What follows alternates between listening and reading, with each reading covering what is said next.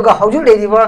MLA singju mus khanggadabnewa masigumba udabida just government mantri phangnaba chief minister phangnaba gi makhakta tawnu leragadi masi kaino aduga formation tawdo party BJP की party Manipur की ओइबा मसीगी president मसा मुकना registration leader खन्नबगी meeting कबोंग मनबरबा कबोंग अम तागदी मधु ख याय centre नि याबा यादो खंगदे अखोई registration leader C लई ओइरे ना सेंटर दो मोन पीगदबने मधुगुंबगी प्रोसेस सुदौ तौदबिदा अखोई मीटिंग तौरनी अम तौनी मंत्री अमगी मेरे मद मीटिंग फम खरे खोखरे कई मीटिंग न फम जो फाई यूनिटी पुरकनबदी फाई अदुबु मणिपुर की 25 MLAs asi leiriba 30 MLAs leiriba aduga singi khar yauraga NPF yauraga oi 30 ko 35 mo leire khalsi 40 mo leire khalsi adu su masigi pau resolution lobungam deriba adu matamda register leader ko matamda tara su ko bigidabneba hojik phami yamji tang tungan ba phanggreba asomde tungan ba masrasa pur phamme tungan ba infan phamme aduna kaman popul gomme lakduino ke gumba masida center na no ke sanda government si lakliba July sida saudadi another 6 months mustaragadi di job torobia aduna sembrabia den sembragadi koki sing yaro hagadi separate mission center na piba samana duini aduga formation towning mi mi singju masi formation set toroga kainin karasu hagado samana gaduni hariba ju parjamiam na lauriba miam peace lakna bagi lauriba punamak ase akhoi center na taribra aduga sigele akhoi responsible lauriba representative sing na taribra ta masigi ihun khanglagadi kaigi damakta dara siga akhoi atopa siga yanana ba moi kaigi mak hona dabino aduga hojikji tuwan tore akhoi naga gi mara kuki no pa mu unare madu unare na Facebook ta khangde kan media pang phong ni oi da bangak ne ba chumnagi phaminaraga saksanaba function amagi saksanaba du fa political issue gi ne loksel di yaroba simba oi da pa ta ba myam je koi media da handaksi yam to psi media gi magun chumangi aduga hairi ba mi sing ju asobi yam lei oi da ba MLA oi na ba gi leader oi na ba gi delhi ka ore sugo ko de satsu satte infan ne tum lei adu media di challe ba kai gi no ba kau da ba du kai kau hei no ba madumba leader makhak home ministry na kawani haidi party de concern to gudawne ba concern party kamho bypass to we are BJP ki state ki as president number leader ba maduda masima bo legislature leader ne khalo adu within 1 week munda or 2 weeks munda ma leader khalaga anu government to ne go home ministry na haikadabne ba hoji paw da hayapa leite ajuna hoji leiba akoi aigi apindi last apin nok to jege ta seng na manipur sibu nungsi jaba akoi manipur gi oina represent toriba ajuga manipur gi domok to nungsi chanaraga payane lauriba civil organization sing MLA sing punuma jat bi jat khai to bi da lauriba myam che civil organization sing chu michom me khai nai bi war ngamgi ranu aduga MLA singsu ngamgi ranu jati magi nungsinatana bagi wahai se civil organization singsina nganglaba madu manipur nungsibnate any tribe ki any for community magi organization singsina jati magi against the nganglaba madu nupa nupi doka madu organization ado hojiki position sida ngagadi manipur thugai na bagi moina lamjing mang tharabani habdo koi miam low seba hojik achuk luwa tanja sida jati mabu handana lawba mi amabu handana ngangba adu masing bu matam nate nungsi chanana leminaraga adu punna ama mana tokhiba punna makto popi bangamba ama organization oidabni aduga representative sing oidabni madu khakeda koi manipur se nungsi chanana leminaraga bondam laktige oja ahan bagi oina hujik leiri ba haitane lengak semdok semjingi leidi amasung congress amasung BJP ki opinion moina pirak statement jing haita leiri basta kamai thak gini oja si kai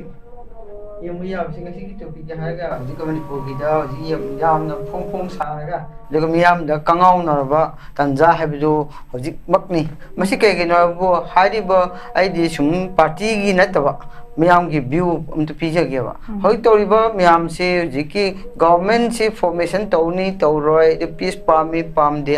मसी की रोम द हजिसे लेरिबा MLA Singh से द peace की दमक तो वर्क तौनिंगाय दे हजिफाव कोक थद देन लौजगे अहानबदा आई पॉइंट पीजगे मरमदि हजिक लेरिबा सिचुएशंस द गवर्नमेंट महोइना खंगदबा मदि ले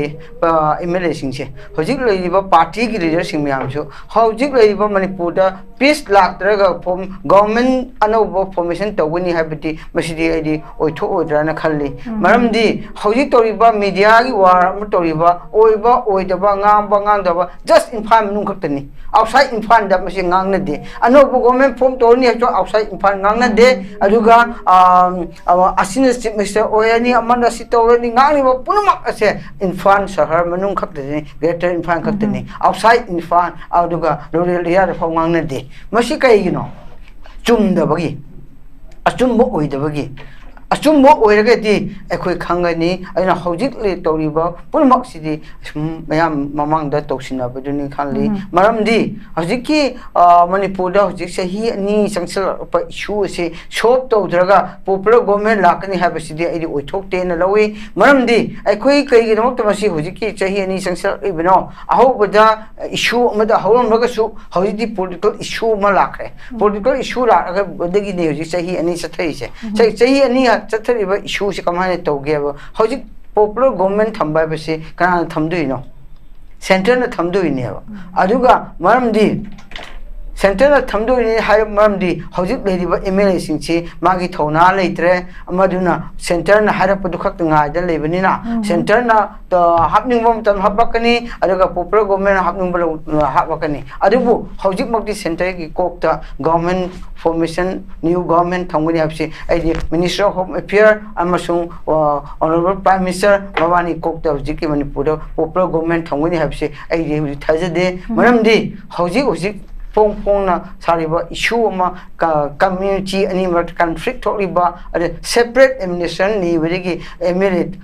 तासिनो फेका फना तौरिबनिना मसी की कुकी सिंगसिगी हजिक नीरिबा सेपरेट एडमिनिस्ट्रेशन से कमाइना एमएलए सिंग याउसिले इसे कमाइ सोप तौसिगेना मुखोइरोम द हाना पीस की दमकता सोशल लाए हैदि न्यू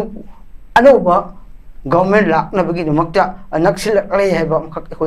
प्रजा मियामना उबी है अदु सेंटर नसु उबी है अदु हौजिक फाउदी हारिबा 10 एमएलएस असिना हौजिक गवर्नमेंट फॉर्मेशन की मखोय कोकता लेते अदु फॉर्मेशन तौ हैबसु हाइदे तौगुनु हाइजो हाइदे मखोय गिदी अपाम बम खक लेपलिबनिना मसे अइना हारि मरमदी हारिबा 50 एमएलए 10 चकसु 50 एमएलए लेरेना अखोय हेक फॉर्मेशन न फुल तौरपा मतमदा अखोय कुकी सिंदी अखोय तरा सिदी अखोय यावद्रबनिना अखोय बु सेपरेट ओइरे अदुदि मखोय यंखै गिदियो मोयगी स्टेट तो छुम लेहरसनु अखोय तरा दि अखोय पामदो सेपरेट ओइबना हौजिक मोय सेपरेट ओइना गवर्नमेंट सेम खरे अदु खोजु सेपरेट ओन लेहौरे अदु तरा के बम अखोय टेरिटरी काउंसिल ओइसु अम पीरो हैना नीरक नबगी लंबी ने हौजिसे मसी गवर्नमेंट न मसी फॉर्मेशन 50 खक द हेक तोग्रबा मोयगी गवर्नमेंट ऑफ इंडिया न मोयगी एडवांटेज पीबने न कोई मणिपुर प्रजा लौगदबनेबा मरमदी 60 एमएलए मनुंग 50 खक्तना कोई गवर्नमेंट सेमगे तरा ले होसनो हारगदी यादेबा अदुदी न्यू गवर्नमेंट लाकनबा हारगदी हौजिक सिदा लेरिबा बीजेपी के एमएलए तरा कुन कुंट्रा सुरे निफु सुरे मदुना यंखै सुरसु गवर्नमेंट फॉर्म तो बियादेबा मरमदी होय हारिबदु सोल्यूशन लाक्तरदी 10 एमएलए ले होरियबा 10 MLA Jubu government of India ना मोयबु डिस्क्वालीफाई तोबा मा लगा स्पीकर ना मोयबु सस्पेंशन पीबा मा कॉन्स्टिट्यूशन मतुइना एखोय टेरिटरी इंटीग्रिटी टुवाइना बगी कॉन्स्टिट्यूशन की वामदम मोय डिमांड तो बगी दमकता मसी कोई कई के रोसु मोय सस्पेंड तोरे ना स्पीकर ना मोयबु सस्पेंड तो थोपा मा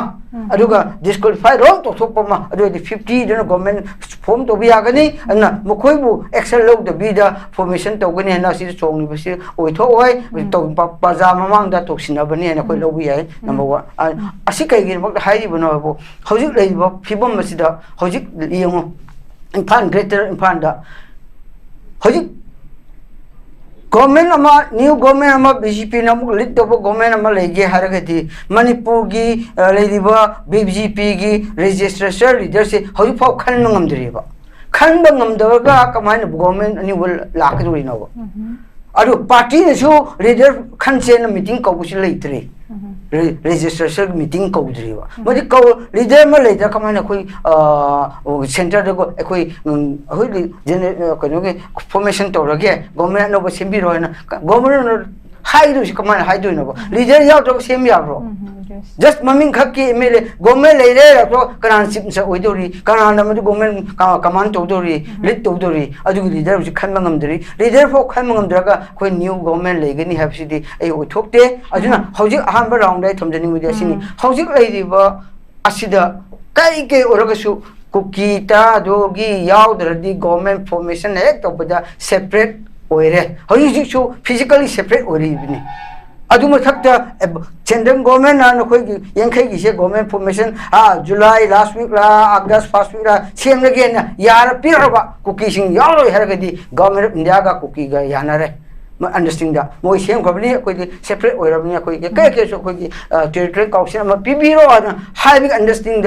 हाइदोक्तबीदा अंडरस्टैंडिंग तौरबनी मनपुर प्रजा मैं खंगदबनी एमएलए खंगदबने उदबीद जस्ट गवर्नमेंट मंत्री फंगनब चीफ मिनिस्टर फंगनबगी मखक्ता तौरन लेरगदी मसी कइनो फॉर्मेशन तौदब पार्टी बीजेपी की पार्टी मणिपुर की मसीगी प्रेसिडेंट मसामुकना रजिस्ट्रेशन लीडर खनबगी मीटिंग कौबोंग मनब्रबा कौबोंग तारगदी मधु खर याय सेंटर नि याबा यादव खंगदे अखोगी रजिस्ट्रेशन लीडर सी लई ओइरेना सेंटर मोइन पीगदबने मधुगुंबगी प्रोसेस सुदौ तौदबीदा अखोगी मीटिंग तौरनी अम तौनी मंत्री अमगी एमएलए मद मीटिंग फंखरे खोखरे कई मीटिंग न फंग फै यूनिटी पुरकनबदी फै अदुबु मणिपुर की 25 MLAs असी लेरिबा 30 MLAs लेरिबा अदुगा चिंगी खर यावरगा NPF यावरगा होई 30 को 35 मु लेरे खलसी 40 मु लेरे खलसी अदुरसु मसीगी फाउ रेजोल्यूशन लौब ngamdreba अदुगि कमाइन गवर्नमेंट इंडिया गवर्नमेंट कमाइन यंगलंगबदगे हबदो अहाम राउंड दai थंगे ओके ओजा याम फजन थंबी अखोगी तसेन हारा कांदा गवर्नमेंट सिगे मा पॉपुलर गवर्नमेंट फॉर्म बगी सेम बगी फॉर्म तो बगी क्लेम तबुसी कोई गवर्नर दसु कोगी मेले खरना चंग कांदा उनरुबुदो अदाय दसु हाई किबिने कोगी लीडर से मसी ओरनी हारगा क्लेम तौदना करमाइना अदुगी वरी मतंग साना तारगसु यार हैबगी पोत अमदुम लेकी कोई गवर्नमेंट से बे मतंग वई सनरे हैदम नॉट क्लियर ओइदा भाई तारे सिगी पोसे अदुना मकोई म्यामरक्स दगी पुंजिलगा मा लीडर मसी ओहेला से बे पुथोप ngam दबै पोसे मेदे अदुम लेरी अदुगा करिगुंबा कोगी 50 से खक्तंग सेम गिब तारगदी कोगी excluding कोगी 10 MLA से दुई तारे सेपरेट एडमिनिस्ट्रेशन पिथोपगा चप मानरे केम खेनद्रे हाइबने दुगी पोतुमा अदुगा कोई आदगी पॉपुलर गवर्नमेंट सेम बा अमसुंग सेम दबा हाइबेसिसु कनोगी अखोगी आर सेंटर गे हाइ तारे मागी अचोबा मागी अपाम हाइ तारे विम्स एंड फैंसीज हाइ तारे अदुगी अपाम दि मतुने तौरकदबि गा चाव पोट अमकसु लेबेंदना ओइथोय एट द सेम टाइम हौजिक फावबुदा लेरिबा लेजिस्लेटर सिंकिना पीस इनिशिएटिव किदमक्ता सो फार तौरकपा पाइखतपा खोंगथांग जिंग स्टेप ngasi फावबुदी उगिद्री हाइबे वफमदुने लेस थैंक यू सो मच ओजा जोजा हौजिक से अखोगी कनो दंग हाके मांग फम की मीटिंग चाइ तारे सिगी देदा अखोगी मरुइना हानगी चीफ मिनिस्टर ना फोंगदोकपसी हौजिक से मरुइना हाय काना कोगी आईडीपी सिंग अदगी शांति पुरकनबा रिलीफ कैंप लेबसिंग मयुम द हंजल मसाइगी यामना मरुइबि इशू सिंग हाय तारे साइमतांग द खना नैना बे पोट लेरे दुगा पार्टी की प्रेसिडेंट बीजेपी पार्टी की प्रेसिडेंट दिल्ली द चलुबदा ऑफिशियल सिंगा उनरुबगी पाउदम सिंह मणिपुर की लेरिबा बीजेपी की लेजिस्लेटर सिंगा पुनसिले हारकन वरी बताई साबनी हाबा फॉर्म से लेरे अदुगा अमदे अथुबदा मणिपुर द शांति हंजलकनबा पॉपुलर गवर्नमेंट अमा लाकनबा होनरी हाबने अदुगा साइगे ओजाना हाइगे फॉर्म दो अमुक back to the ngasai starting point gi type ko ojan hujik lai condition se di yaroi adu karam mong da hairi bino adagi tara do exclude to honta tawraga di sema su yaroi madu da yarak tara ga de somda amaduga yana khri habe se koina yamna clear oi bo yare habe form ne thammi se hai tare oja anu hujik sarkar sembai gi wa se adum sima su yaudi yauri habe tare ngasi gi meeting gi da ko kan honari haina ko aja katang supplement to bi no mang su jan thambi gi hujik latest statement si da ngasi gi oja hai kum na ngasi gi thamban sanglen da phomduriba party की president यावना फमदरिबा अदुगा speaker अदुगा अहानली की सिमसर अदुगा MLA सिंखरा फमदोइसे याय फमो यामना अथु मतमदा popular government लापसु ओइसनु Manipur की interest ता अदुबो 하리바 ngasi기 팜도리바 미팅 아시다 이 팜리바 미팅 아시다 에코이 parjasingi apambadi hojik phamliba si singsi logudaba warep se kaino habda aina sum thumdabadi masigi ngasi hariba issue se solve to se agadi isini na punama 30s 60s mla se kuki issue yauraga ekoi punna government semgudabani na isini na kuki singa wari watai sanaba se masi hariba ngasigi meeting asida family ngaida party president yauri ngaida black iba government akoi taseng na nungsi chanana manipur future ki damakta aduga idps ki wari ba punama asigi sab loi maksi leli ba swastampur gi wari ba infanda ya wari ba asi punama asi kok seragadi akoi ngasi gi meeting sida resolution ma ka lohun ba pami kamba resolution haiba matam sida haiba issue si akoi elected 60 MLA se ambak kaktan nuksi sanana purak biana bagi koi miam se resolution loraga koki gi si koi punna phaminaraga themlaga koi phaminaraga government pressure to minarasi abagi resolution yawa taraga di haiba moi phamni bagi meaningful oigani number 1 number 2 asida koina lakjaning badi haiba meeting to ribo IDPS ki ningbo thunghanaba habsidi peace doctor kamana akoi ningbo thunduino aduga IDPS miam ojiki lilik kemle ribo miam parja miam gi awa tari puno ima ben puno ribo mai makai thado laga salibo puno aduga misimina yakiba imung puno asibu penhange haragadi ekoi hariba conflict thoriba ekoi gi cookie amasung maitai asiki kamhaina samdaina gade ge haibedo hariba majority oriba ha tare sino maitai singi oji government form toni manipur government form toni chongriba BJP MLA singsina central home minister da ekoi peace purna bi hotna ge natagana ekoi government semdringi mangsida koi peace ama koi na lit toraga ekoi na mangjin tharaga manipur da leriba crisis ase cookie maitai ni gimaksida thori base koina littoraga pisma proke haba wahi si kana thamnunge center da home minister thanamba kana thamli aduga prime minister kana thamli ai thamnungo to chuman deba government form to bi khopi habja harim bi ai adubu masjida aina mangjin tharaga aina littoraga koki ge chu akhoi chu toraga peace propose aina ngamrim kai konna jage habse haidiba ojik taman sanglen da phangwe ba MLA miyam rakti aidi home minister da masi wahai si hairam guta sumande masi hairam tumda home ministry home affairs wakhan ma lakane ba kai adoi solution propose kamai to sigena aduna hojik lady ba issue sida sai matang gi da ko makoi na dui wafam mi thangat ta basi moina wari sana ba do ngamoi yaroi du gi mahai phangoi na khanbane ne khanba jaga makoi na dum yamna nai phone leithok puse kari moi adu amma madu hai da ba tari moi peace pam de to khai ba pam me ba हाइबदी खनरिबदी बु समदाइनबा पामदबा हेब तारेको समदाइना तबिदा एकोइ government labio Pragyan pressure पीबदगी एकोइ सरकार लेतबिया then लावबु नतबा तसेंगना मसी प्रजान लावबु खत नतना एकोइ मसी government से popular government अमा कोइ खन चेनर मियाम जाति नि गी लीडर मियाम से फमिनरगा असि पब्लिक इंटरेस्ट दा मणिपुर इंटरेस्ट दा मणिपुर कायदनबगी दमकताना होनबा अदु खकदा कोइ पीस लाकदबनी अदुना हौजि ते अदु अदुमगी को उदे खल्ली कई गिदमकता मसे तो जाम तंग लाक्सि कि सही मतागे सेंटर ना सुमत मरक खिदा हाय तारि मीडियम जे लेरा कांदा दु वरि सननब म्याम सिनब से लेरे को अदु ngasi अदु ओइथोक्तब यादबगी आदा यारमगा खन्नरा चलुरगे हारगा यारक्तब पोट म्याम ले दुगा अदु सिदैकि लौबुदे इनिशिएटिव तुमदु ओइथोकनी ने ज्ञानी ने खनब रूम लेनी ने खनब अनति आइन हाइसिदि चलिबा मिसिंगसे होम मिनिस्टर कवरेज चले अमर तोरे चले नतका कौदरसु चले उनरे उनबगम तो यावरे अदु aina haisdi center na hoji pa institute lo dise thamoi seng da bakra yauri ba peace ki damakta manipur interest da khakna nakan am khakki wa khak ngangi phaudi government na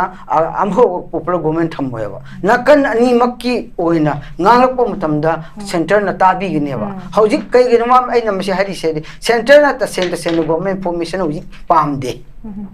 ta sen pamde pamla gi nan sahi ma haginu ne tham ngamung do hapchingkrani adu hapchinglinga su popular government thamningar su center gi ekoi na pamba ma center na pamba ma ekoi leiriba law and order se popular government la agana law and order se pharakadra or hena teaching gidra adu soksing gidra habido popular government ekoi BJP machine na da autoroga law and order se hena soksilagadi ekoi ne india gi oina amuga asoi lakadaba government policy da asoi lakadaba adu ubadigi ai thengdabra aina khalle akoduna masida aina hojik thamdani budi ta seng na okay government ama thamse agadi hojik chong thokadoriba registration leader ama khalaga afaba ma miing lona Kuki naga maitai pangan khangde akhoi madigi lit to ngudaba mi masak ama thok pata ne ba aduna to bida akhoi na communal line da ajigi BJP na khalle leader registration khalle ga hariba problem sida muga amate yengba mi yengje yengmangam da leader mu khalo ga di asidi hena danger ura ka duri ne ba maramdi akhoi ji tara siga hojiki leiriba siga tinau yadriba asi marta leader afaba ma center na choice toba natagana akhoi leiriba punamakna madi khoi ki amagi wanati lo namaki problem issue mana yingsimanga ngoni manipur shi lo order farpa ngoni IDPS ki awaba tariba miam asisu lo afaba mamana litto ngoni habdo party juna magi masin pa nu pi sida akhoi registration leader si khalachi na meeting hek kaurabum tamda kaino muthokane ba adu matamda registrar leader kaubam tamda tarasu kaubi gidabne ba hojik phami yaji tang tungan ba phangre ba asum der tungan ba maswasa pur phamme tungan ba infan phamme adu kaman popul gomme lakduino ke gumba masida center na no ke sande government se lagiba July sida saudadi another 6 months mustaragadi the job to robia aduna selrabia den sembragadi koki sing yaro hagadi separate mission center na piba samana duini aduga formation towning ni mi singju masi formation set toroga kain kar sunu hagado samana gaduni hariba ju parjamiam na lauriba miam peace lakna bagi lauriba punama ase akhoi center na taribra aduga sigele akhoi responsible lauriba representative sing na taribra ta masigi ihun khanglagadi kaigi damakta tara siga khoi atopa siga yanana ba moi kaigi mak hona debino aduga hojikji tuman ba tore khoi naga gi mara kuki no pamu unare madu unare na Facebook ta khangde emma kan media pang phong oi da bangak ne ba chumna ki famin naraga saksana ba function amagi saksana bu fa political issue gi ne loksel di yaro ba simba oi da pa ta ba myam se koi media da handak si yam to si media gi magun chumangi aduga hairi ba mi sing ju aso bi yam lei oi da ba ji MLA oi na ba gi leader oi na ba gi delhi ka ore su ko de sat de infan de tum lei adu media di chal le ba kai gi no ba ko da bu kai ko hei no ba madumba leader makhak home ministry na kawani haidi party de concern to gudabne ba concern party kampo bypass to we are BJP ki state ki ajo president number lijere ba maduda masima bu legislature leader wana khalo ado within 1 week munda or 2 weeks munda ma leader khalaga anu government to ne go home ministry na haikadabne ba hoji pawda hayakpa leite ajuna hoji leidiba akoi aigi apindi last apin nok tawjege ta seng na manipur sibu nungsi jaba akoi manipur gi oina represent toriba ajuga manipur gi domokta nungsi chanaraga purpayane lauriba civil organization sing MLA sing punuma jat bi jat khai to bi da lauriba myam che civil organization sing chu michom khai nai bi war ngambi ranu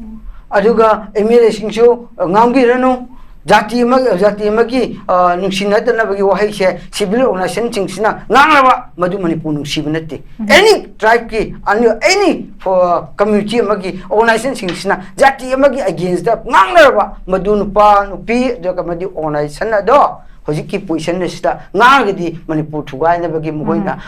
lamjing mang tharabani habdo koi miam low seba hojik achu luwa tanja sida jati mabu handana lawba mi amabu handana ngangba adu masing bumatam natte nungsi chanana le minaraga adu punna ama mana tokhiba punna makto popi bangamba ama organization oidabni aduga representative oidabni madu khakeda koi manipur se nungsi channel le minagni habto okay thank you so much lady ba akoi ge atoba role lauri ba tungan ba community da belong to the civil society organization singchina su mayang ge ba ama toy ba apun bage du gi collective ki kano da idea du da hai tare do chatna na ba to ga da bani habi ta seng na kan da ma koi gi hojik si su mamang ho gi ba chahi single lan mamang singa mana da na habi ta law and order si ama yam phajana koi gi chaotic of situation am huta leibin da na kaino ma koi gi social media gi mating boi ta su platforms da haining ba hai ba de arana pau sandok ning ba sandok pa du ma si gi yengshin bina ba lerak ta ba hai tare si ma so so ba dum reason am khang hena dum thamjage aduga sisigi iran ge thogla amdana mai mai gi sentiment today to da puthok naraga ngak pasari gi amna akoi gi nak pak ta na nak pagi am phajada mami am ko su uda banate adu sigi possible su leiri masi akoi punna phajana punjin ji habi go jagi wakhalon do leire aduga akoi ji hujik ngasai gi kaino gi matang gi redo ja hujik sab oja mai bon su thambi ki ba sarkar sina center na sak se gi oja akoi gi CSO sing chatpa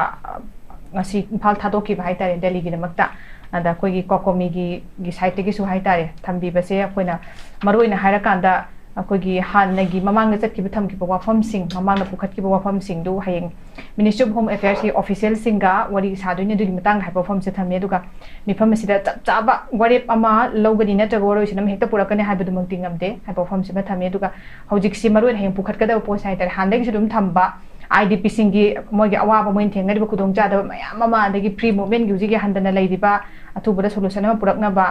sisi matang wari sari haira kana masida lowbo warep singdu madugi matungina amuk akoi gi thabak oina pangthokna ba prime minister da home minister da madudo warep lawhanna ba hotna gani hebo wafam se thambi haita duga masidai da yanada ba haira gara akoi gi kano lakta raga di amuk hana unaro hebo wafam se phongdok pi haita re ada ai oja lakchi goja kugi kujik chatliba khongchat the CSO singi mai kai di ko aduga thamliba wafam singte waroisin purakpa ngamgadra habanga tataraga su dum gi lambi da hai tare dum naina gat lai khara kanu ama koina khara kem crucial oe na kamai khambiyo sa mase koi ge haying unagadauriba CSO kauriba se Government of India Ministry of Home Affairs gi representative ke misran kaurini mohoi da thamliba ase moina jiki civil organization sing haire ekoi hana thamki bagi issue adege demand sing adu yanaba ko ngamdardi mathang da koi unaroi hebini madu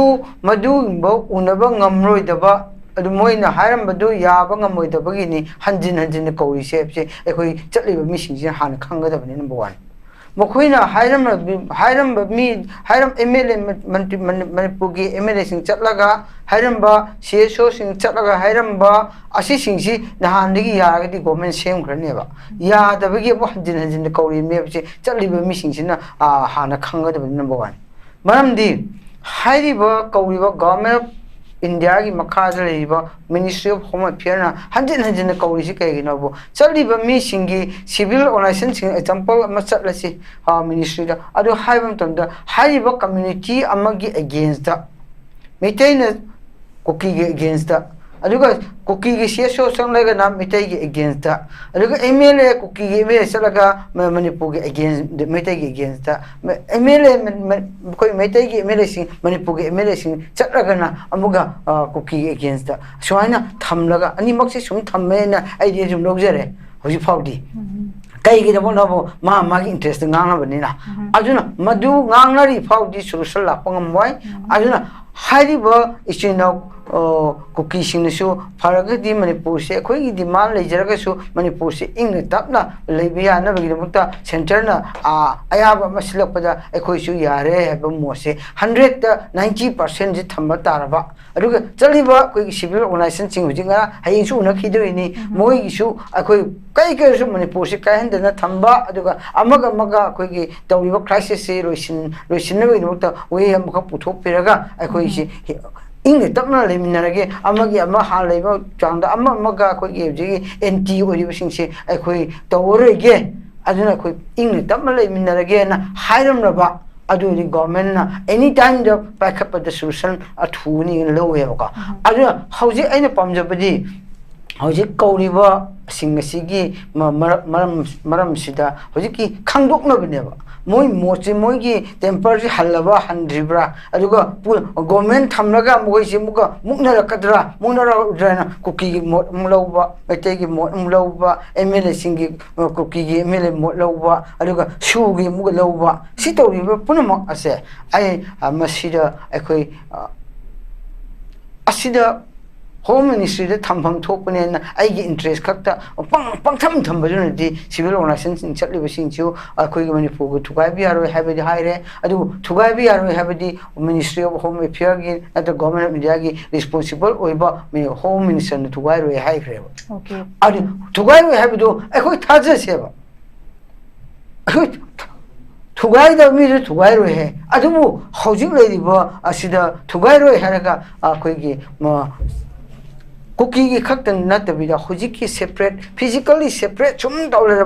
calling more depressed when people are the last the government of Indiana Misitor or the I couldn't Makaridra when you put him in Pasamiam, I put them together. Okay. Machine, I give when or Masi, Swaya, some separate or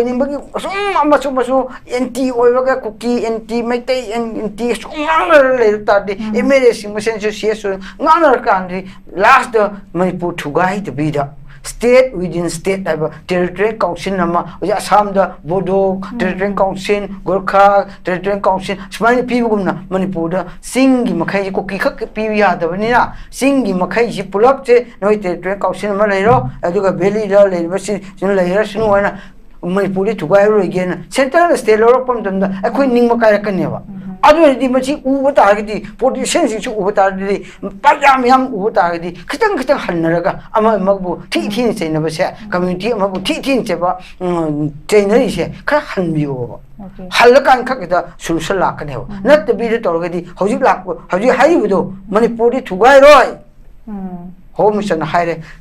Primes and higher. Adu, the drink auction singing oil in the Via the Marina, sing it one, the drink auction period, the Ganoi Belly, Lady